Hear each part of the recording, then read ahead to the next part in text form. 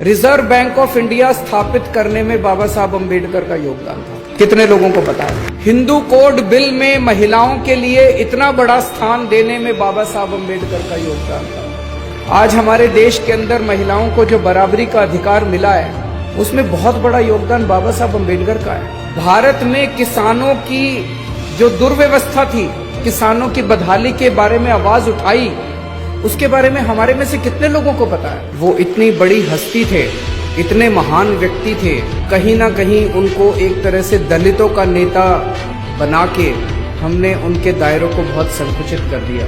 उन्होंने अपने जीवन में दलितों की तो आवाज उठाई ही उठाई। वो खुद उस समाज से आते थे, उन्होंने खुद अपने जिंदगी में बहुत संघर्ष किया, लेकिन उन्होंने समाज के हर उस वर्ग की आवाज उठाई जो समाज का वर्ग दबा हुआ था, कुचला हुआ था और जो अन्याय झेल रहा था।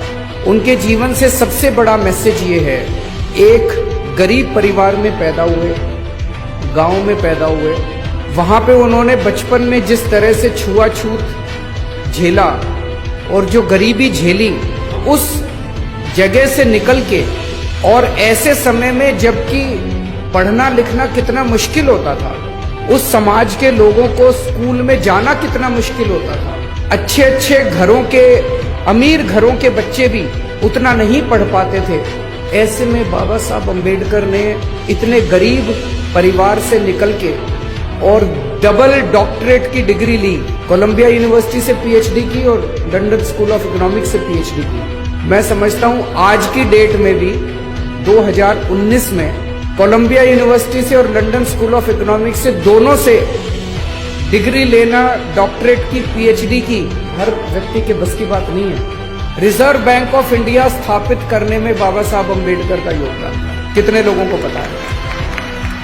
हिंदू कोड बिल में महिलाओं के लिए इतना बड़ा स्थान देने में बाबा साहब अम्बेडकर का योगदान था। आज हमारे देश के अंदर महिलाओं को जो बराबरी का अधिकार मिला है, उसमें बहुत बड़ा योगदान बाबा साहब अम्बेडकर का है। भारत में किसानों की जो दुर्व्यवस्था थी, किसानों के बारे में उन्होंने इतने कदम उठवाए और इतने उन्होंने किसानों की बदहाली के बारे में आवाज उठाई, उसके बारे में हमारे में से कितने लोगों को पता है? बाबा साहब अम्बेडकर ने ऐसा संविधान दिया है हमारे देश को।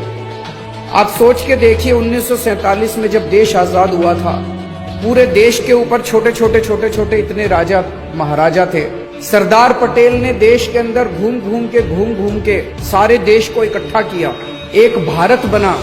पूरी दुनिया को उस टाइम ये लग रहा था कि भारत ज्यादा दिन चलने वाला नहीं है। इतनी विविधताएं थी, इतने धर्म थे, इतनी जातियां थी, इतनी संस्कृतियां थी, और उस सारे देश को सरदार पटेल जहां एक और इकट्ठा कर रहे थे, बाबा साहब अम्बेडकर ने ऐसी किताब लिखी, ऐसा संविधान दिया। पूरी दुनिया को लग रहा था कि थोड़े दिन के बाद भारत के टुकड़े टुकड़े हो जाएंगे, भारत अलग अलग हो जाएगा, सारे लड़ मरेंगे।